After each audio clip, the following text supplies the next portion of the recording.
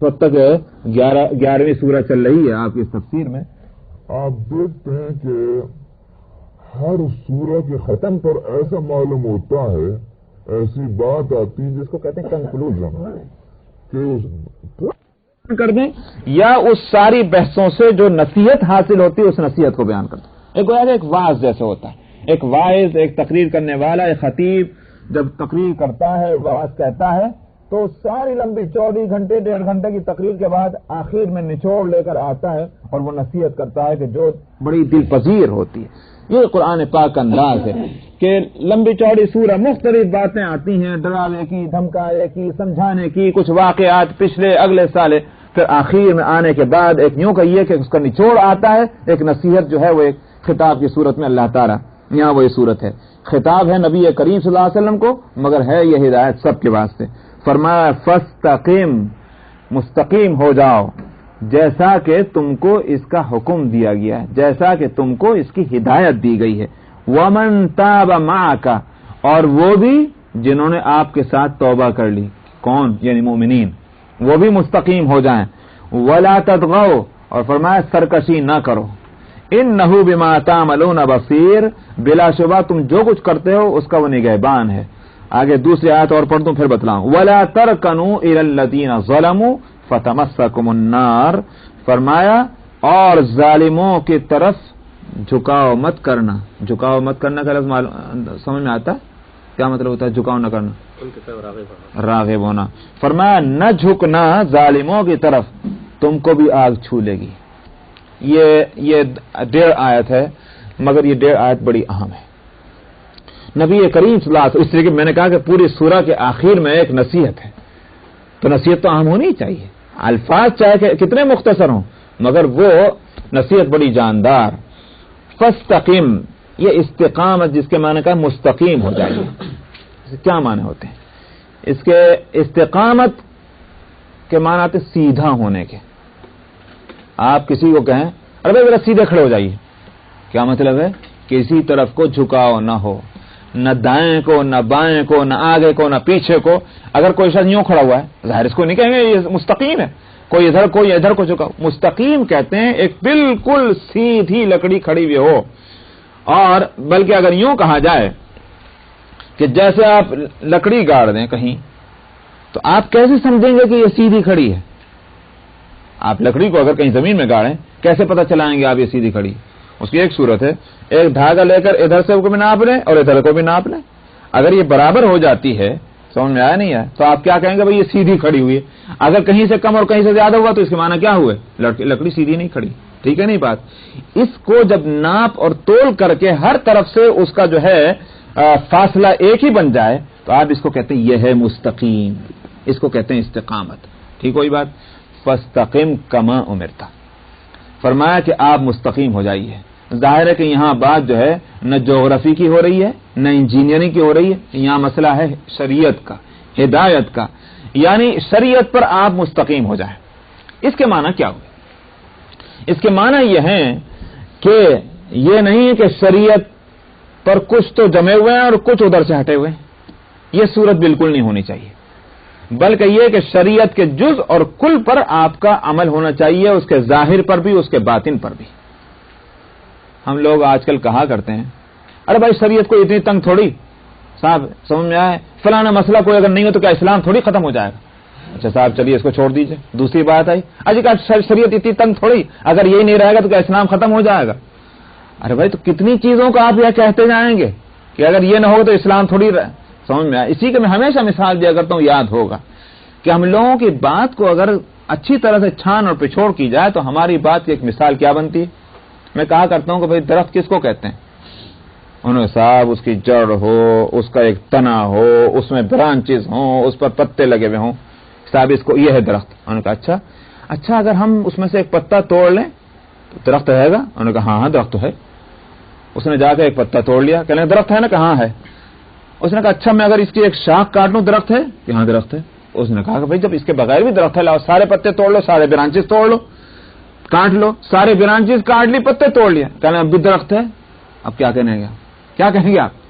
اب تو درخت نہیں رہا نا. حالانکہ جب پتا اس نے توڑا تھا آپ نے کہا درخت ہے، جب ایک شاخ اس نے کاٹی تھی آپ نے کہا درخت ہے، مگر جب ساری شاخیں کٹ گئیں تو اب آپ کہتے ہیں کہ درخت ہے تو صحیح مگر ویسا نہیں ہے، انکمپلیٹ رہ گیا یہ درخت. اب اس درخت کا وہ فائدہ رہے ہی نہیں جو درخت کے ہوا کرتے ہیں. نہ اس کا سایہ ہے، نہ اس پر گویا اس پر پھل اور پھول کی کوئی امید کی جا سکتی ہے. وہ درخت جس پر شاخیں تھیں، جس پر پتے تھے، اسی پر پھول آ سکتے تھے، اسی پر پھل لگ سکتے تھے. یہ کہیں گے نہیں کہیں گے؟ ٹھیک وہی حالت تو اسلام کی ہے. اسلام جو ہے اس درخت کی مثال ہے کہ جو ہمیشہ پھل دے. یہ میری مثال نہیں ہے، یہ خود قرآن حکیم کی مثال ہے. قرآن حکیم نے یہ فرمایا کہ مثل کلمۃ طیبۃ کشجرۃ طیبۃ اصلها ثابت وفرعها فی السماء تؤتی اکلها کل حین باذن ربها. فرمایا کہ کلمہ طیبہ یہی تو اسلام ہے نا. اصل تو اسلام کی کلمہ طیبہ ہی ہے. سارا اسلام اس کلمہ طیبہ میں سمویا ہوا ہے کہ نہیں سمویا ہوا؟ جیسے اس پورا درخت ایک بیج کے اندر ہے، بیج جو ہے ایک سیڈ، پورا درخت اس کے اندر ہے کہ نہیں؟ اسی وجہ سے جب بیج کہیں بو دیجئے تو پورا درخت اس میں سے نکل کر آتا ہے، تو پورا درخت اس سیڈ کے اندر ہے. اسی طرح سے پورا اسلام کلمہ طیبہ کے اندر ہے. تو فرمایا کہ مثال کلمہ طیبہ کی ایک ایسے درخت سے ہے کہ جس کی جڑ جو ہے وہ زمین کے اندر پیوست ہے. اصلها ثابت، پیوست ہے زمین کے اندر، ایسی نہیں کہ ہوا کے جھونکے اس کو اکھاڑ کر پھینک دیں.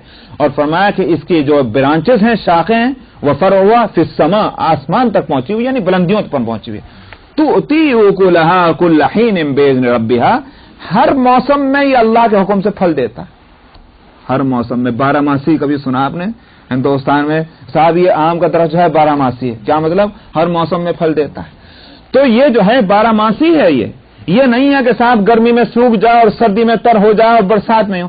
یہ اسلام وہ درخت ہے جو ہر حالت میں، مصیبت ہو تب تر و تازہ، نعمت ہو تب تر و تازہ، جوانی ہو تب تر و تازہ، بڑھاپا ہو تب تر و تازہ، مرد ہے تب تر و تازہ، عورت ہے تب تر و تازہ. اس کا اسلام جو ہے موسموں کا تابع نہیں ہے. سمجھ میں آیا نہیں؟ ہر موسم میں پھل دیتا ہے. مگر میں نے وہی عرض کیا کہ بھائی اگر اس کے پتے بھی صاف کر دیجیے اور برانچیں بھی صاف کر دیجیے، پھر پھل کی امید رکھنا حماقتی تو ہوگا. ہم اپنے اسلام کو، شجر اسلامی کے خوب اچھی طرح سے ہم نے اس کی کٹائی اور چھٹائی کر دی، اور اس کے بعد ہم انتظار میں بیٹھے ہیں اس کا پھل ملے. کہاں سے ملے گا پھل؟ وہ پھل جو حضرات صحابہ کو ملتا تھا اسلام کا، وہ ہم کو کہاں سے ملے گا جب ہم نے اس کے شاخیں کاٹ کر پھینک دی؟ تو یہی یہاں فرماتے ہیں کہ فاستقم، مستقیم رہو، یعنی اسلام کے جز اور کل پر تمہارا مکمل عمل ہونا چاہیے. یہ وہی بات ہے کہ جس کو قرآن حکیم میں دوسری جگہ فرمایا ہے، یا ایھا الذین آمنوا ادخلوا فی السلم کافہ، اے ایمان والو اسلام میں پورے پورے داخل ہو جاؤ. یہ آج گزر چکی ہے پیچھے. کیا مطلب پورے پورے داخل ہو جانے کے؟ یہ نہیں ہے کہ آدھا تو اسلام لے رکھا، آدھا کچھ اور لے رکھا. یہ نہیں ہے. یا اسلام پر اس طرح عمل ہے کہ کچھ چھوڑ دیا، کچھ کو مطلب یہ ہے کہ دوسرا تو نہیں لیا مگر پورا عمل بھی نہیں ہو رہا. مثال کے طور پر ہم لوگ جو ہے نماز پڑھتے ہیں تو کیسی پڑھتے ہیں؟ وہ ایسی پڑھتے ہیں کہ واجب چھوٹ گئے، سنتیں چھوٹ گئی ہیں، بس فرض الٹا سیدھا کیسے بھی ادا ہو گیا. فی السلم کافہ کے معنی یہ ہے کہ اسلام پر ایسا عمل ہو کہ غیر اسلام بھی نہ آئے اس کے اندر اور پورا اسلام جو ہے اس میں ہو، یعنی آدھے اسلام پر عمل ہو. یہ ہے فی السلم کافۃ کے معنی. تو جس بات کو وہاں کہا گیا یہاں اس کے لیے ایک لفظ نہ ہے. فرمایا فاستقم، مستقیم ہو جائیے اے پیغمبر آپ بھی. اور پھر اس کے بعد فرمایا کما امرتا، جیسا کہ آپ کو ہدایت کی گئی. حدیث میں آتا ہے کہ نبی کریم صلی اللہ علیہ وسلم سے حضرت ابوبکر صدیق رضی اللہ عنہ نے پوچھا، یا رسول اللہ آپ پہ تو بڑھاپا آ رہا ہے، آپ پہ تو بڑھاپا آ گیا، چونکہ آپ کے داڑھی مبارک کے اندر چند سفید بال آ گئے تھے. تو عرض سے یا رسول اللہ آپ پہ تو بڑھاپا آ گیا. آپ نے فرمایا سیبتنی ہود و اخواتها، مجھے سورہ ہود اور اس کی بہنوں نے بوڑھا کر دیا ہے. یہی سورہ ہود اور اس کی بہنیں کا مطلب کیا ہوا؟ یعنی اس جیسی دوسری سورہ، انہوں نے مجھے بوڑھا کر دیا ہے. بھئی کیا کو بوڑھا کر دیا؟ اس کے مضامین جو ہیں، جو ہم تو پڑھ کر چلے گئے، ہم نے پوری سورہ پڑھ لی، ختم ہونے جا رہی، مگر ہم پہ کیا اثر ہوا؟ یہ نبی کا دل ہے، نبی کا احساس ہے. نبی کریم صلی اللہ علیہ وسلم پر یہ سورہ ایسی اتری کہ آپ کو بوڑھا کر دیا. بعض حضرات کہتے ہیں کہ اس سورہ کے اور مضامین کے علاوہ یہ لفظ جو ہے یہ تھا جو آپ کو ہلائے ہوئے تھا، فاستقم کما امرتا، مستقیم ہو جائیے جیسا کہ آپ کو ہدایت کی گئی ہے. کما امرتا کی قید بڑی امپورٹنٹ ہے. مفسرین کہتے ہیں کہ نبی کریم صلی اللہ علیہ وسلم کی طبیعت میں تو استقامت تھی، آلریڈی تھی آپ کے اندر اس طرح. اب اگر نبی بھی مستقیم نہیں ہو، کون مستقیم ہوگا؟ آئی بات سمجھ میں نہیں؟ کیونکہ استقامت کے لیے انسان کے استقامت جو ہے وہ یوں کہیے کہ باتوں میں، اس کے لیے طبیعت کی سلامتی جو ہے وہ بہت بڑا ذریعہ ہے. طبیعت میں اگر ٹیڑھ پن ہو تو بڑی مشکل سے اس کو مستقیم بننا پڑے، اور اگر طبیعت میں پہلے سے سلامتی ہو وہ بڑی آسانی سے جو ہے وہ سیدھا ہو جاتا ہے. مثلا تھوڑی دیر کے لیے مان لیجئے شراب کے حضرات صحابہ رضی اللہ عنہ میں جو لوگ شراب کے عادی تھے، ان کو شراب کے چھڑوانے میں ٹائم لگا کہ نہیں لگا؟ ایک ٹائم لگا ہے، آہستہ آہستہ حکم دے کر ان سے شراب چھڑوائی. لیکن کچھ حضرات صحابہ میں جن کے لیے یہی لفظ استعمال ہوتا ہے کہ ان کی طبیعت میں ایسی سلامتی تھی کہ انہوں نے اب اسلام سے پہلے بھی کبھی شراب نہیں پی، جن میں سیدنا ابو بکر صدیق رضی اللہ عنہ، جن میں حضرت عمر بن خطاب رضی اللہ عنہ بھی، وہ کہتے تھے ہماری طبیعت اس کو قبول ہی نہیں کرتی تھی. حالانکہ حرام ہونے کا مسئلہ اس وقت کہاں تھا، جاہلیت تھی، لیکن طبیعت کیوں قبول نہیں کرتی تھی؟ اس لیے کہ ان کی عقل یہ کہتی تھی کہ جو چیز عقل کو خراب کرنے والی ہو وہ کیسے درست ہو سکتی، وہ صحیح نہیں ہو سکتی. ہاتھ نہیں لگایا کبھی شراب کو. یہ طبیعت کی سلامتی کی بات ہے. تو طبیعت میں جب سلامتی ہوتی ہے تو وہ جلدی سے جو حق بات کو وہ قبول کر لیتا ہے. سمجھنا ہی نہیں بات. یہ نبی سے بڑھ کر سلیم اتباع کون ہوگا؟ جب نبی سے بڑھ کر کوئی سلامتی طبیعت والا کوئی ہوتا ہی نہیں. اس لیے کہ نبی کریم صلی اللہ علیہ وسلم کی سلامتی طبیعت ہی کی تو بات یہ تھی، اگرچہ اس میں اللہ سبحانہ و تعالیٰ کی حفاظت کا سامان بھی شریک تھا، مگر خود آپ کی سلامتی کی بات یہ ہے کہ آپ کبھی بھی نبوت پر سرفراز کیے جانے سے پہلے بھی آپ کی طبیعت میں یہ بات تھی شروع سے کہ آپ جو ہے وہ چیز کبھی بھی نہیں کرتے تھے کہ جو غلط ہونے جا رہی ہو. مثلا سیرہ میں آپ پڑھ لیجئے، نبی کریم صلی اللہ علیہ وسلم ماں حلیمہ کی گود میں ہیں، ان کا دودھ پیتے ہیں، لیکن سیرت میں یہ بات ہے کہ آپ ایک ہی طرف کا دودھ پیتے تھے اپنی ماں حلیمہ کا، دوسری طرف کا نہیں پیتے تھے. کیوں نہیں پیتے تھے؟ اس لیے کہ ان کا دوسرا بچہ تھا، وہ اس کے لیے چھوڑتے تھے. سمجھ میں آیا؟ یہ طبیعت کی گویا پیدائشی سلامتی کی بات ہے کہ انصاف اور عدل جو ہے یہ شروع سے آپ کی طبیعت کے اندر آ رہا ہے. یہ میں نے کہا کہ آپ کی طبیعت کی سلامتی. تو طبیعت کی سلامتی کے اعتبار سے نبی کے مقابلے میں کوئی نہیں ہو سکتا. جب یہ بات ہے تو نبی مستقیم بھی سب سے بڑھ کر ہوگا. اسی بات سے نبی کریم صلی اللہ علیہ وسلم فرماتے تھے انا اخشاکم باللہ وانا اتقاکم باللہ، میں تم میں سب سے زیادہ اللہ سے ڈرنے والا، تم میں سب سے زیادہ اللہ کے معاملے میں متقی ہوں. ظاہر ہے کہ نبی سے بڑھ کر کوئی اس لیے نہیں ہو سکتا کہ نبی سے بڑھ کر جو ہے کوئی سلیم اتباع نہیں ہے. سمجھائی نہیں بات یہ؟ لیکن اس کے باوجود آپ کے لیے لفظ کیوں بھاری ہوا؟ فاستقم کا لفظ کیوں بھاری ہوا؟ میں نے کہا کہ اس میں کما امرت کا لفظ جو ہے یہ تھا بھاری آپ کے لیے، ورنہ خالی مستقیم فاستقم فرما دیا جاتا تو شاید اتنا بھاری نہ ہوتا. کما امرتا کی وجہ سے بھاری کیوں ہوا؟ اس لیے کہ میں کتنی بھی کوشش کر لوں کیا معلوم میاں کے نزدیک ٹھیک ہوا نہیں ہوا. یہ ہے وہ لفظ. بھائی میں اپنے حساب سے میں نے بالکل ٹھیک کر لیا، مگر اللہ کو بھی وہ بات پسند آ گئی نہیں آ گئی. اللہ کا جو معیار ہے اس پر پوری اتری کو نہیں، کون جانے گا اس کو. یہ جو بات تھی وہ نبی کریم صلی اللہ علیہ وسلم کے لیے بہت بھاری تھی. اسی واسطے مفسرین کہتے ہیں کہ یہ بھی ہو سکتا ہے کہ پوری سورہ کے لیے یہ بات ہو کہ اس پوری سورہ کے مضامین نے آپ کو بوڑھا کیا، لیکن سمجھ میں آتی کہ اس لفظ نے آپ کو دراصل بوڑھا کیا ہوا تھا کہ فاستقم کما امرتا، مستقیم رہیے دین پر جیسا کہ آپ کو ہدایت کی گئی ہے. اب یہ میں نے کہا کہ یہ چونکہ ایک نصیحت ہے، ایک ہدایت ہے اللہ کی طرف سے مستقیم ہونے کی، اور آپ نے اگر جتنا قرآن پاک پڑھ لیا ہے، تفسیر پڑھ لی ہے، اس سے کم ایک بات جس کو میں بار بار کئی جگہ میں آپ کو متوجہ کرتا رہا ہوں، قرآن حکیم اللہ کی وہ کتاب ہے، وہ کتاب ہدایت ہے جہاں صرف ہدایت کی دعوت ہی نہیں دی جاتی، بلکہ ہدایت کا جہاں نسخہ بتلایا جاتا ہے تو وہاں یہ بھی بتلائی جاتی ہے کہ بیماری ہے کیا تمہارے اندر، وہاں یہ بھی بتلائی جاتی ہے کہ اس بیماری کا علاج ہے کیا، سمجھا، تاکہ تم ہدایت حاصل کرو. یہ قرآن پاک کا عجیب ہے. آیت ایک ہوگی، لفظ 2 یا 3 ہوں گے، مگر وہاں اس طرح کی ہدایت دی گئی ہے، بیماری بھی بتلا دی گئی، بیماری کا علاج یہ سبب بھی بتلا دیا گیا، بیماری کا علاج بھی بتلا دیا گیا. یہ تینوں چیزیں جو ہیں اللہ سبحانہ و تعالی قرآن حکیم میں بتلا جاتے ہیں، بیماری کا سبب اور اس کا علاج. فرمایا کہ فاستقم، یہ تو ہے مقصود، جیسے یوں کہیے صحت کی فکر کرو، سمجھا؟ کوئی شخص یوں کہے ارے میں اپنی ہیلتھ کی فکر کرو. اچھا صاحب ہیلتھ کی فکر کرو یہ تو ہو گیا مطلوب، لیکن سوال یہ کہ ہیلتھ کیسے خراب ہوتی؟ انہوں نے کہا بیماری. بھائی بیماری کیسے آتی ہے؟ فلاں فلاں چیزوں کے ایسا کرنے سے بیماری آ سکتی ہے جس سے صحت خراب ہوتی ہے. بھائی سمجھ نہیں. اسی طرح سے یہاں ہے فاستقم، استقامت مطلوب ہے کس کی؟ پیغمبر کی اور پیغمبر کے ساتھ والے اہل ایمان کی. ومن تاب معک، آگے بیماری سے بچنا، اس کے لیے فرمایا ولا تطغوا، ولا تطغوا، سرکشی مت کرنا. یہ وہی استقامت کے مقابل کی جو چیز ہے اس کو طغیان کہا جاتا ہے. اگر استقامت ٹھیک سیدھا رہنے کو کہتے ہیں، طغیان کس کو کہتے ہیں؟ ادھر ادھر ہٹنے کو. یعنی جو ایک حد، جو لائن کھینچی گئی تھی، سمجھ میں آئے؟ جو لائن ڈرا کی گئی تھی اس لائن کے ادھر اور ادھر ہونے کو طغیان کہتے ہیں.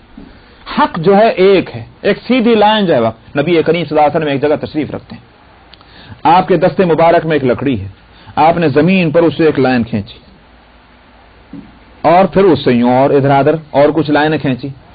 صحابہ دیکھ رہے ہیں. آپ نے فرمایا جانتے ہو یہ کیا کر رہا ہوں؟ اور اس کے اللہ اور اس کے رسول کو معلوم ہے. آپ نے فرمایا یہ جو لائن ہے سیدھی، یہ ہے ھذا صراطی مستقیما فاتبعوہ، یہ میرا راستہ ہے، سیدھا سیدھا اس پر چلو. اور فرمایا یہ ہیں دوسرے راستے مختلف، ولا تتبعوا السبل، ان راستوں پر نہ چلنا، فتفرق بکم عن سبیلی، اگر تم ان راستوں پر چل پڑے تو میرے راستے سے بھٹک جاؤ. قرآن حکیم کی آیت ہے. اس قرآن حکیم کی اس آیت کو آپ نے اس طرح زمین پر لائن کھینچ کر بتلایا. تو ایک لائن ڈرا کیجئے بالکل سیدھی، یہ ہے حق. اس لائن کے ادھر ادھر جب ہو جائیں گے تو پھٹک جائیں گے. اسی کا نام ہے طغیان. ولا تطغوا، اس کو کہ میں نے اگر میں اس لفظ کو لاؤں، صحت کی فکر کرو. کیسے رہے گی صحت باقی؟ بیماری کے پاس مت جانا. ولا تطغوا یہ ہے وہ بیماری روح کی. سمجھ میں آیا؟ لیکن سوال یہ کہ بیماری سے بچنے کی صورت کیا ہو؟ انہ بما تعملون بصیر بیچ میں لایا گیا تاکہ فکر پیدا ہو کہ صاحب یہ ہم آزاد نہیں ہیں. اپنی صحت، اسلامی صحت کی برقراری اور بیماریوں سے بچاؤ کی ہم کو فکر اس لیے بھی کرنی، اللہ سبحانہ و تعالی نگہبان ہے. لیکن سوال یہ کہ اس بیماری سے بچنے کی صورت کیا ہو؟ بہترین راستہ اس کے لیے کیا ہے؟ وَلَا تَرْكَنُوا إِلَى الَّذِينَ ظَلَمُوا. انسان کو صحبت برباد کرتی ہے اور صحبتی بناتی ہے. سمجھ میں آیا؟ یہ صحبت بڑی مؤثر چیز ہے. حدیث میں نبی کریم صلی اللہ علیہ وسلم نے فرمایا صحبت کے تعلق سے کہ ایک صحبت صالح اور صحبت طالع، جس کو فارسی میں کہا جاتا ہے صحبت صالح ترا صالح کنت، صحبت طالع ترا طالع کنت. اچھے لوگوں کی صحبت تجھے بھی اچھا بنا دے گی اور برے لوگوں کی صحبت تجھے بھی برا کر دے گی. حدیث میں اس کی مثال دی گئی. فرمایا کہ اچھی صحبت کی مثال ایسی ہے جیسے ایک پرفیوم بیچنے والے کی دکان، ایک عطر فروش کی دکان ہے. اگر آپ وہاں چلے جائیں، فرمایا کہ اگر عطر نہیں بھی لوگے، تمہارے کپڑے جو ہیں وہ اس عطر کی اس مہکی ہوئی خوشبو سے معطر تو ہو جائیں گے جو اس کی دکان میں بسی ہوئی. تو وہاں بیٹھ جاؤ گے جا کر تو وہ جو عطر نکال رہا ہے ڈال رہا ہے اس کی وجہ سے جو خوشبو مہک گئی ہے پوری دکان میں، اس کا اثر تمہارے کپڑوں میں آ جائے گا. تم نے نہیں بھی خریدا مگر کچھ نہ کچھ تمہارے اس کی گویا بو تو بس گئی ہے تمہارے کپڑوں میں. فرمایا بری صحبت کی مثال کیسی ہے؟ بری صحبت کی مثال ایسی ہے جیسے کنفخل کیر. فرمایا یہ ہوتا ہے، آپ کو یاد ہوگا ہندوستان میں وہ جو چنے وغیرہ بھوننے والا ہوتا ہے اسے کیا کہتے ہیں؟ بھٹیارا نہیں کہتے جی، اسے بھٹیارا کہتے ہیں، بھڑبھونجا، بھڑبھوجا کہتے ہیں. وہ جو چنے بھونتا ہے اس کی بھٹی دیکھتی ہے آپ، بھٹی جو ہے تو اس میں وہ جھونکتا رہتا ہے وہ جو. فرمایا کہ ایسی جیسے جھونکنے والے کی بھٹی ہوتی ہے. کیا ہوا؟ فرمایا کہ اگر نہیں بھی کچھ خریدو گے وہاں تو بھی تمہارے کپڑے تو میلے ہو ہی جائیں گے اس دھول دھمکے میں. یہ ہے اس کا نقصان. کچھ نہیں ملا، کچھ خریدا بھی نہیں، کچھ کھایا بھی نہیں، کچھ پیا بھی نہیں، جتنی دیر بیٹھے رہے کپڑے خراب کیے. یہ ہے بری صحبت کی مثال. اسی واسطے بروں کی صحبت سے بچنا چاہیے تاکہ برائی سے بچو، اور اچھوں کی صحبت اختیار کرنی چاہیے تاکہ کبھی نہ کبھی آخرکار اچھائی حاصل ہو جائے. اور اس کا ادنا درجہ ہم بتلائیں، اس اچھے لوگ کے صحبت کا اثر جو ہے، اس کی ادنا جو ہے درجہ کیا ہے؟ ان سے محبت کرنا. ان سے محبت ہوگی یہ ادنا بات. پہلا اسٹیپ کیا ہے؟ اچھے لوگوں سے محبت کرنا. اچھے لوگوں سے محبت ہوگی تبھی تو آپ کو شوق ہوگا ان کے پاس جانے کا. محبت ہی نہیں کرو تو کہاں کو جاؤ گے؟ اسی واسطے کسی عربی شاعر نے کہا احب الصالحین ولست منہم لعل اللہ یرزقنی صلاحا، مجھے نیک لوگوں میں سے تو ہوں نہیں مگر مجھے ان سے محبت ہے، شاید اللہ میاں اس محبت کے صدقے میں مجھے بھی توفیق دے دے نیکی کی۔ پہلا اسٹیپ جو ہے وہ ان نیک لوگوں سے محبت کرنا ہے، اور دوسرا اسٹیپ ان کی صحبتوں میں جانا ہے۔ میں نے ان لوگوں کے بارے میں کچھ کو دیکھا ہے اور کچھ لوگوں کے بارے میں سنا ہے کہ نیک لوگوں کی صحبت کا یہ اثر ہوا کہ علم بھی ان کا اتنا مکمل ہوا اور اتنا ٹھوس کہ بڑے بڑے علماء بھی ان کی جوتیاں سیدھے کریں اور ان سے مسئلے پوچھیں۔ خود ہمارے بزرگوں میں جو ہماری جماعت کے گویا سید کہلاتے ہیں، سردار کہلاتے ہیں، سید الطائفہ حضرت حاجی امداد اللہ صاحب مہاجر مکی رحمۃ اللہ علیہ، عالم نہیں تھے، باقاعدہ عالم کسی مدرسے میں پورا گویا کوئی یہ ڈگری لے کر عالم بننا وہ نہیں تھے، وہ یوں تھوڑی بہت باہر پڑھاوت ہر اس زمانے میں جس کو یوں کہی جیسے یہاں کہہ دیا کرتے ہیں کہ بھائی یہ ہائی اسکول تو سبھی پاس کیے ہوئے ہوتے ہیں، لیکن جس کو کہنا چاہیے کہ کالج ایجوکیٹڈ، یونیورسٹی کا پڑھا ہوا جس کو وہ صورت الگ ہے۔ حاجی امداد اللہ صاحب تھوڑا بہت پڑھے ہوئے تھے اس زمانے، لیکن یہ عالم نہیں تھے، مگر ان کے مریدین میں دو عالم ہوئے ہیں، ایک مولانا محمد قاسم نانوتوی اور ایک مولانا رشید احمد گنگوہی، دونوں پائے کے عالم۔ مولانا محمد قاسم نانوتوی رحمۃ اللہ علیہ فرمایا کرتے تھے لوگ حاجی صاحب سے مختلف وجہ سے بیعت ہوئے، کچھ تو ان کی کرامتوں کی وجہ سے، کچھ کسی اور وجہ سے، کچھ کسی اور وجہ سے، میں تو ان کے علم کی وجہ سے بیعت ہوا ہوں۔ سمجھا نہیں؟ یہ مولانا محمد قاسم فرماتے تھے جو واقعتاً عالم تھے۔ اور مولانا محمد قاسم نانوتوی کی کتابوں میں ایک کتاب ہے آب حیات کے نام سے، بڑی مشکل کتاب ہے اردو میں، لیکن واقعہ یہ ہے کہ بالکل جس کو آپ کہا کرتے ہیں سر کے اوپر سے گزر جانا، سمجھ میں نہیں آتی کتاب۔ وہ ہے نبی کریم صلی اللہ علیہ وسلم کی حیات جو ہے برزخ میں، اس پر ہے وہ کتاب، اتنی موٹی کتاب ہے۔ آپ کی حیات برزخی کو، آپ کے اس عالم کی زندگی کو انہوں نے ثابت کیا اور اس کی کہیے حقیقت بتلانے کی کوشش کی ہے کہ آپ کی زندگی وہاں کیا ہے۔ یعنی یوں کہیے کہ بحث یوں آئی ہے کہ وہاں تو زندہ سبھی ہیں، زندہ تو وہاں سبھی ہیں نا، کافر بھی زندہ ہے، ایک مومن بھی زندہ ہے، ایک نبی بھی زندہ ہے، لیکن نبی کی زندگی اور غیر نبی کی زندگی میں کیا فرق ہے؟ اس مسئلے کو انہوں نے ایک فلسفیانہ انداز میں ثابت کیا ہے، اس پر وہ کتاب لکھی آب حیات۔ لیکن میں نے کہا کس کے پاس وہ علم ہوگا وہ اس کتاب کو سمجھے، بہت مشکل وہ کتاب ہے۔ مگر اصل میں وہ بحث چلی کہاں سے؟ ایک کتاب لکھی تھی تقریر دل پذیر، وہ بھی موجود ہے۔ تقریر دل پذیر میں یہ مسئلہ کہیں کو آیا، اس مسئلے کے آنے میں کتاب لکھ دی گئی، اور وہ دراصل وہ ایک تقریر تھی۔ اس تقریر کے وقت میں ان کو یہ خیال آیا اس مسئلے پر یہ اشکال ہو سکتا ہے، لہذا اس کو بھی صاف کر دیا جائے۔ اس مسئلے پر انہوں نے وہ کتاب لکھ دی آب حیات، اور لکھی کب؟ حج کو جا رہے تھے، چلے دیوبند سے اور بمبئی پہنچے، کچھ تو اس رستے میں لکھ دی، اور پھر یہ ہوا کہ بھئی ابھی مکمل نہیں ہوئی ہے، کچھ جہاز میں مکمل کر لیں، تو جہاز میں بیٹھنے سے پہلے تک مکمل ہو گئی، لیکن پھر یہ طے کیا خود ہی اپنے دماغ میں کہ جا رہا ہوں مکہ مکرمہ، حضرت حاجی صاحب کو دکھلا دوں گا، حضرت حاجی صاحب نے اگر اس کو اوکے کر دیا تب میں اس کو دوں گا پرنٹنگ کے واسطے، اس سے پہلے نہیں۔ سمجھا نہیں بات؟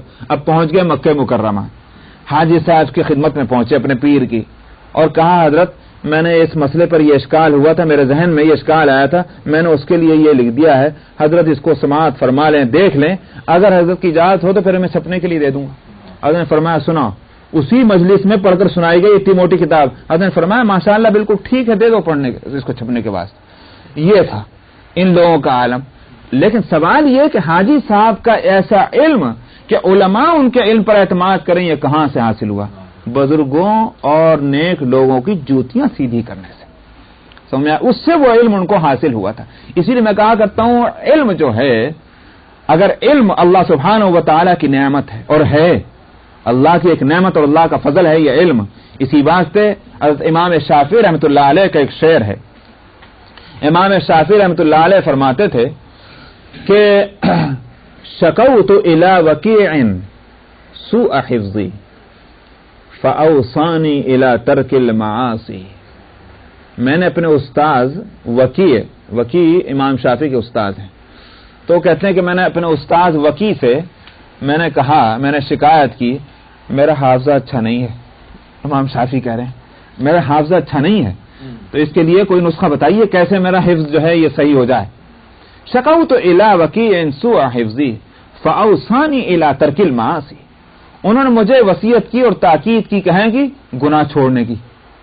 امام شافعی کہہ رہے ہیں کہ مجھے گناہ چھوڑنے کی وصیت کی وکیع نے.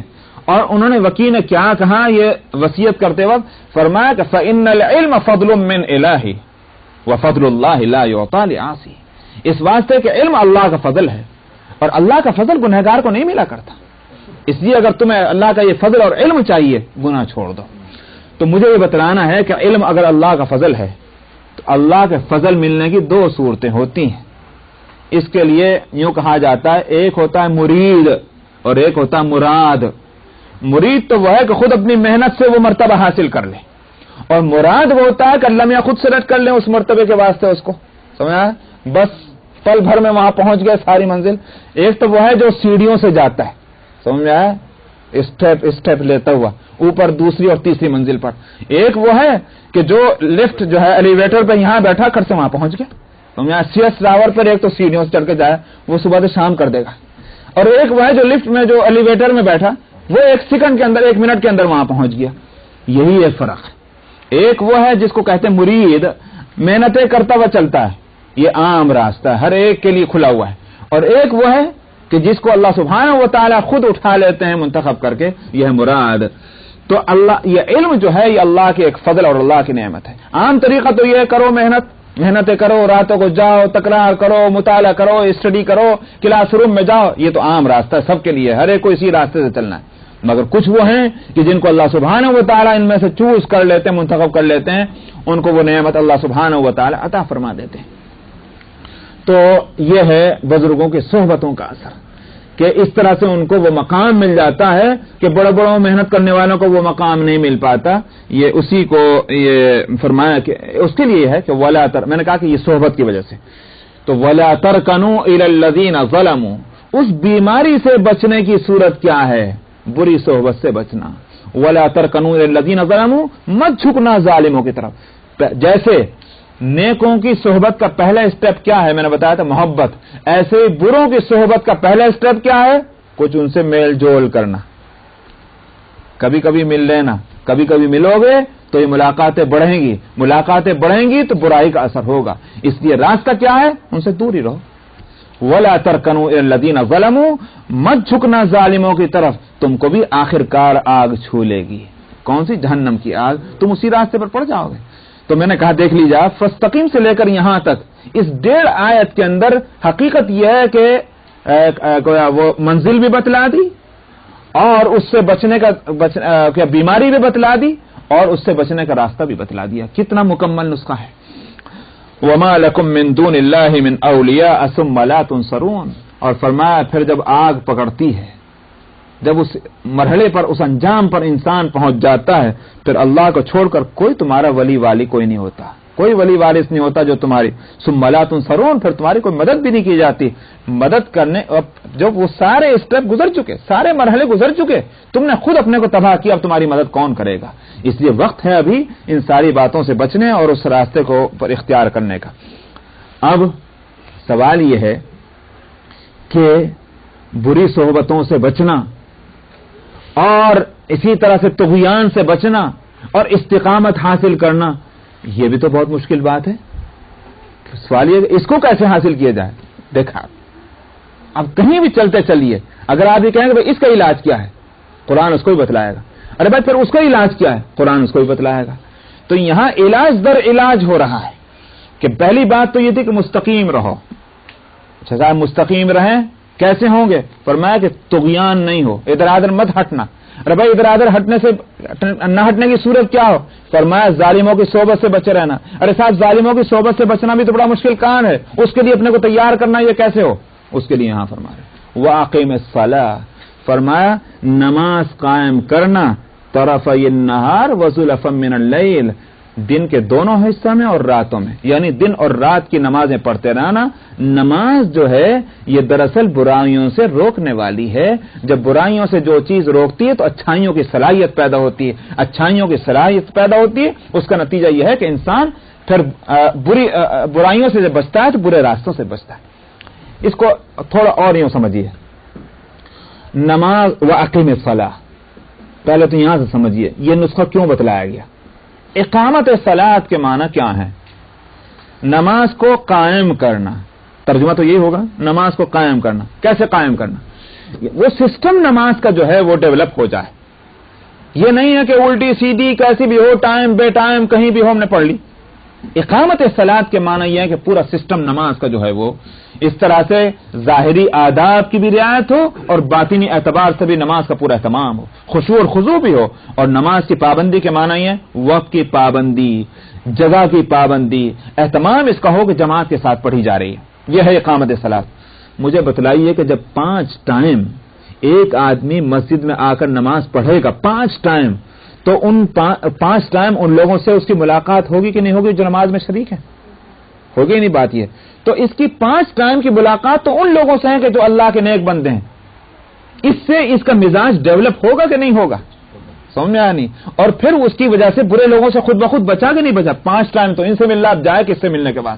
دوستی تو ان سے ہو گئی، جماعت تو ان کی بن گئی، پارٹی تو ان لوگوں کی بن گئی، ادھر کہاں جائے گا؟ ابھی خود بخود اس نماز سے اقامت صلاۃ کے نتیجے میں ان ساری بری صحبتوں سے بچ گیا. کتنا بہترین نسخہ بتلایا. فرمایا واقم الصلاۃ طرفی النہار وزلفا من اللیل، نماز کے رات کے ایک حصے میں اور اسی طرح سے دن کے دونوں حصوں کی طرف. یہاں مفسرین کہتے ہیں کہ اس سے اوقات نماز بھی بعد نکل آئے. طرفی النار سے مراد کیا ہے؟ اطراف، دونوں طرف کی نماز. مطلب یہ ہے کہ دن کے دونوں طرف کی نماز کا ہے. ادھر تو فجر کی نماز صبح ہونے کے ساتھ، اور ادھر جو ہے نماز ہوئی مغرب کی، یہ ہو گئی کون سی؟ دوسرے کنارے کی. اور وزلفا من اللیل جب ایک حصہ رات کا، اس کا مطلب یہ ہو گئی عشاء کی نماز. عصر اور جو ظہر کی نماز کا ہے وہ اور جگہ تذکرہ ہے، تو اوقات نماز بھی اس میں آ گئے ہیں. لیکن واقعہ یہ ہے، ہو سکتا ہے یہ بھی ہو، لیکن اگر ہم اس بحث میں نہ جائیں، مراد اس سے کیا ہے؟ دن اور رات کی نماز ہے. دن اور رات کی نمازوں کی اقامت کے معنی یہ ہے کہ اس پورے سسٹم کو اوقات کی پابندی کے ساتھ تم ڈیولپ کر لو. تو اس سے کیا ہوگا؟ فرمایا ان الحسنات یذہبن السیئات. فرمایا کہ چونکہ فلسفہ یہ ہے کہ نیکیاں جب آتی ہیں برائیوں کو دھکیل دیتی ہیں. یہ ہے فلسفہ. میں نے کہا کہ اصل میں نیکی کا ایک مزاج ہے، برائی کا بھی ایک مزاج ہے. نیکی کا مزاج تو یہ ہے کہ دوسرے نیکی کو کھینچے. میگنیٹ جو ہے وہ لوہے کو کھینچتا ہے، لکڑی کو نہیں کھینچتا. میگنیٹ لوہے کو کھینچتا ہے. ٹھیک نیکی جو ہے اس میں بھی ایک میگنیٹ سسٹم ہے، وہ دوسری نیکی کو اپنی طرف کھینچتی. جب نیکی کو کھینچے گی برائی خود بخود چھوٹ جائے گی. سمجھ میں آئی نہیں بات؟ اسی واسطے جو حدیث میں آتا ہے کہ انسان جب ایک برائی کرتا ہے تو اس کے دل پر ایک سیاہ دھبا لگ جاتا ہے. اب معلوم ہوا کہ صلاحیت پیدا ہو گئی دوسری برائی کی. اگر اس نے توبہ کر لی، ختم ہوا، اس کا دروازہ بند ہو گیا دوسری برائی کا. لیکن اگر نہیں توبہ کی، دوسری برائی کا دروازہ کھلا ہوا ہے. کھٹ سے دوسری برائی آئے گی اور وہاں دوسری برائی جو اپنا اثر چھوڑ جائے گی.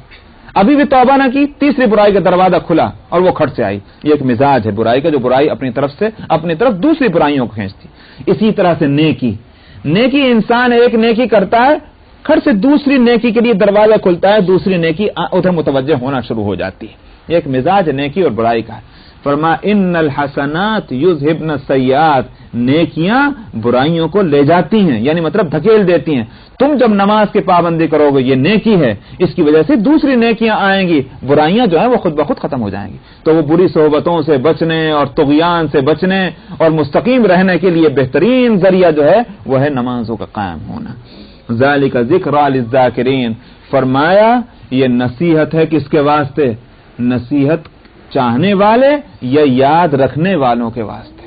جو ہوا میں اڑا جائیں ان کے لیے تو لمبی چوڑی تقریر بھی بیکار ہے، لیکن جو نصیحت چاہتے ہیں، جو یاد رکھنا چاہتے ہیں، ان کے لیے یہ نصیحت ہے. کتنا مختصر نسخہ ہے. بہترین حکیم اور ڈاکٹر وہ ہے جو 4 دوائیں لکھ دے، سمجھ میں آیا، تاکہ اس کو استعمال کرنا آسان ہو، مگر وہ ایسی ہو کہ واقعی مرض کو جڑ سے اکھاڑ کر پھینک دے، وہ بہترین ڈاکٹر ہے۔ بخلاف اس کے لمبی چوڑی دواؤں کی پوٹ باندھ دی اور پتہ ہی نہیں چل رہا کہ بیماری کے واسطے اصل دوا ہے کون سی۔ قرآن حکیم وہ نسخہ ہدایت ہے کہ اس میں 2 لفظوں کے اندر پوری بیماریوں کا علاج بتلا دیا جاتا ہے۔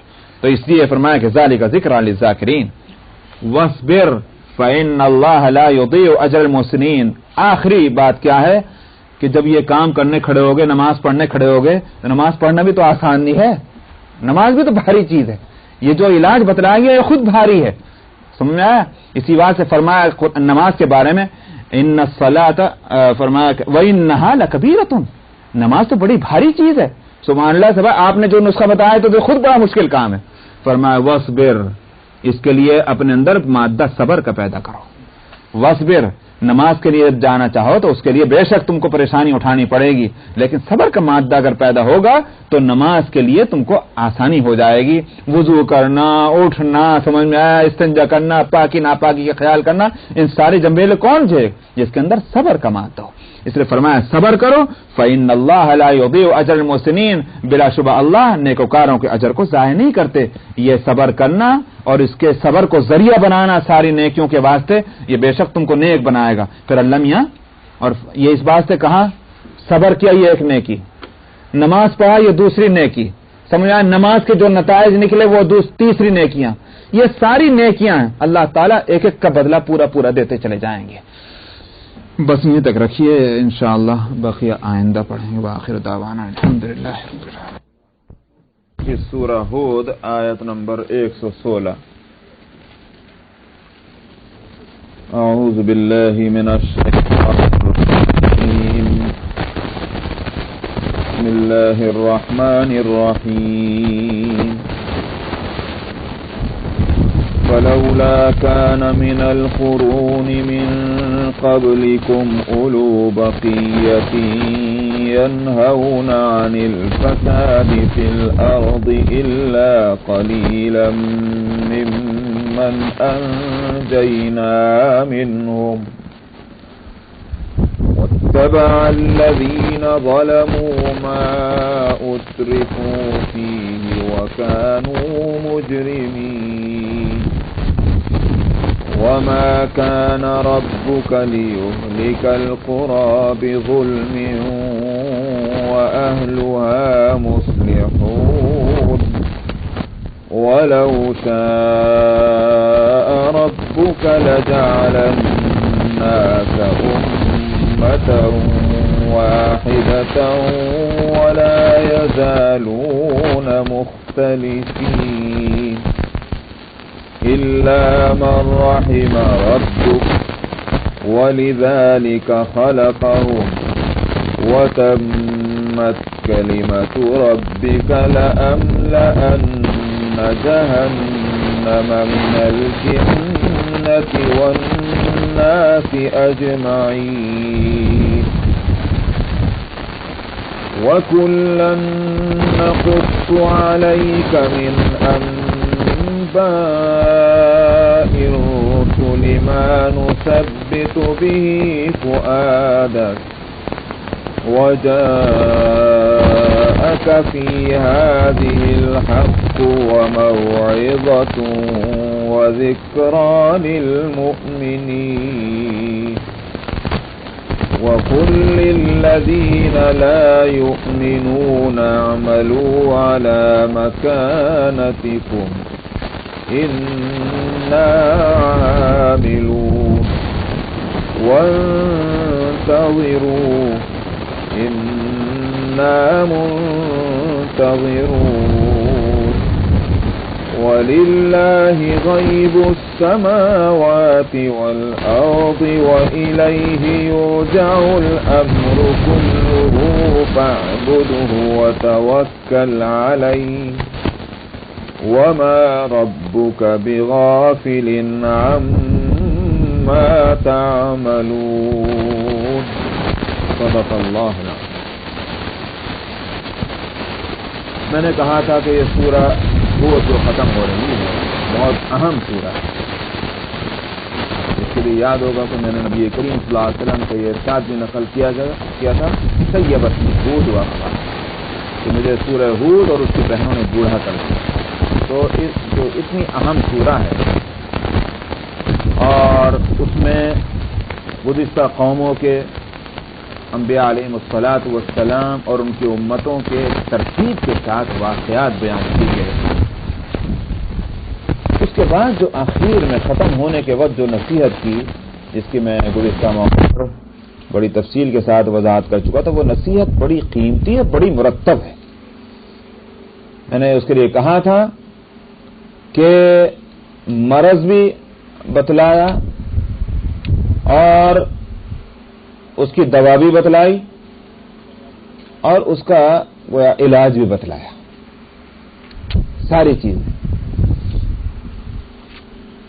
فاستقم کما امرت، یہاں سے شروع ہوئی تھی بات، آیت نمبر 112 سے، اس کا میں اب نہ ترجمہ کروں گا نہ تفصیل، خلاصہ اس کا لوں گا، کیونکہ جو اب آج جہاں سے آج تلاوت کی میں سمجھتا ہوں کہ اس کا تعلق بھی اسی سے ہے. ایک بات یہ کہی گئی تھی کہ دین پر قائم رہو، دین کے خلاف مت کرو، ولا تطغوا، دین کے خلاف مت کرو، دین پر پوری مضبوطی سے قائم رہو. یہ تو مطلوب ہے، جیسے ایک انسان کو تندرستی اور صحت مطلوب ہے. فرمایا کہ دین پر قائم رہو اور دین پر کی خلاف مت کرو، خلاف ادھر ادھر مت جاؤ. اور اس کے بعد اس کے لیے پرہیز کیا ہے؟ بیماری جو ہے طغیان، یہ بیماری ہے. اس طغیان سے، خلاف دین چلنے سے بچنے کی صورت کیا ہے؟ کیا پرہیز ہے؟ وَلَا تَرْكَنُوا إِلَى الَّذِينَ ظَلَمُوا، ظالموں کے قریب مت جانا، ان سے تمہاری دوستی، ان سے تمہارا تعلق، ان کی طرف میلان، ان کی طرف تمہارا جھکاؤ اگر ہوا تو آخر کار جہنم کے مستحق بنا کے چھوڑیں گے تم کو. فَتَمَسَّكُمُ النَّارُ، معلوم ہوا کہ غلط صحبتوں سے بچنا یہ نہایت ضروری ہے، اسی سے پرہیز کرنا ہے. یہ ایک پرہیز بتلایا گیا. اب سوال یہ کہ یہ تو بہت اچھی معلوم ہوتی چیز ہے، ہر طرح کے لوگوں سے ملنا اور ان سب چیزوں سے کیسے بچا جائے؟ آسان بات تھوڑی ہے. اس کا راستہ بتلایا گیا تھا، وَأَقِمِ الصَّلَاةَ، نماز قائم کرنے کی کوشش کرو. نماز قائم کرو گے تو تمہارے اندر یہ باتیں پیدا ہوں گی کہ تم دین پر قائم رہو گے، خلاف دین نہ چل سکو گے اور بری صحبتوں سے بھی بچو گے. میں تفصیل بتلا چکا ہوں کہ نماز سے کیسے یہ بات پیدا ہوتی ہے. اس کے بعد نماز بھی تو پڑھنا آسان کام نہیں، بڑی جان جوکھوں میں ڈالنا پڑتا ہے. فرمایا کہ صبر کا مادہ اپنے اندر پیدا کرو. وَاصْبِرْ فَإِنَّ اللَّهَ لَا يُضِيعُ أَجْرَ الْمُحْسِنِينَ، صبر کے اندر عادت ڈالو تو اس سے تم خلاف نفس اور خلاف طبیعت جو ہے تم باتیں کر سکو گے اور نماز کے لیے اس کی ضرورت پیش آتی ہے. یہ ایک بات. یہاں سے بھائی صبر بھی تو کرنا آسان بات نہیں، یہ سارے نسخے جو ایک دوسرے سے جڑے چلے آ رہے ہیں یہ سب مشکل معلوم ہوتے ہیں. سوال یہ کہ اس کو آسان کیسے کیا جائے؟ میں سمجھتا ہوں کہ اس آیت سے اس کا حل نکلتا ہے. فرمایا کہ فلولا کان من القرون، پھر کیوں ایسا نہ ہوا کہ بستیوں تم سے پہلے جو بستیاں گزر چکی ہیں ان میں کیوں ایسا نہ ہوا کہ کچھ لوگ ہوتے نیکی والے، اولو بقیتن، جو اچھائی والے نیکی والے ہوں، وہ کیا کرتے؟ ینہون عن الفساد فی الارض، کہ وہ لوگ زمین میں فساد پھیلنے سے لوگوں کو روکتے، یعنی برائیوں سے روکتے. میں نے کہا کہ یہ ایک آخری چیز معلوم ہوا، ایک عمل ہے جس کو جاری رہنا چاہیے، جب اس کو اسٹاپ کیا جاتا ہے ساری برائیاں جو ہیں وہ شروع ہوتی ہیں. وہ عمل کیا ہے؟ وہ عمل ہے لوگوں کو دین کی باتیں بتلاتے رہنا، برائیوں سے ان کو روکنے کی کوشش کرتے رہنا. یہ ہے بات. یہ اگر جاری رہے تو پھر انسان نماز کی طرف بھی چلے گا، انسان برائیوں سے بچنے کی بھی کوشش کرے گا، انسان بری صحبتوں سے بچنے کی کوشش بھی کرے گا اور اس طرح آخرکار دین پر قائم ہو جائے گا. لیکن اگر اس سلسلے کو روک دیا، برائیوں سے روکنے کی گویاں کہیے کہ دعویٰ کہیے، اس کو تبلیغ کہیے، اس کو نصیحت کہیے، کچھ بھی آپ کہیں، اگرچہ میرے نزدیک میں سمجھتا ہوں کہ دعوت اور تبلیغ اور نصیحت، یہ چیزیں ایک دوسرے سے بہت قریب ہونے کے باوجود جہاں تک فیلڈ کا تعلق ہے ان ہر ایک کی فیلڈ الگ الگ ہے. سمجھ آئی نہیں بات؟ تبلیغ اور دعوت اس کی فیلڈ الگ ہے، نصیحت اس کی فیلڈ الگ ہے. میرے نزدیک دعوت اور تبلیغ کا فیلڈ جو ہے وہ ہے غیر مسلم، وہ تو ہے تبلیغ اور دعوت کا فیلڈ. جہاں تک مسلمان ہیں، مسلمان جو ہے وہ تبلیغ اور دعوت کا فیلڈ نہیں ہے، یعنی مطلب وہ اس کے مخاطب نہیں، وہ ہے مخاطب نصیحت کے، تذکیر کے. قرآن حکیم نے جو یہ لفظ میں جو بات بولا میں نے قرآن سے لیا. قرآن حکیم میں مسلمانوں کے لیے تو فرمایا کہ فذکر فإن الذکریٰ تنفع المؤمنین، آپ نصیحت کرتے رہیے کیونکہ نصیحت ایمان والوں کو، مؤمنین کو فائدہ پہنچاتی ہے. تو معلوم ہوا کہ ایمان والوں کے اندر تو تذکیر کا عمل، جو کام کیا جائے گا اس کا نام ہوگا تذکیر، اور غیر مسلموں میں جو کام کیا جائے گا اس کا نام ہوگا دعوت اور تبلیغ. لیکن کوئی بات نہیں، لا مناقشۃ فی الاصطلاح جس کو کہا کرتے ہیں، بھائی اصطلاحات اپنے بنانے میں کوئی جھگڑے کی بات نہیں. اگر کوئی شخص مسلمانوں میں کام کرنے والا جو ہے وہ اپنے اس کام کو دعویٰ کہے یا تبلیغ کا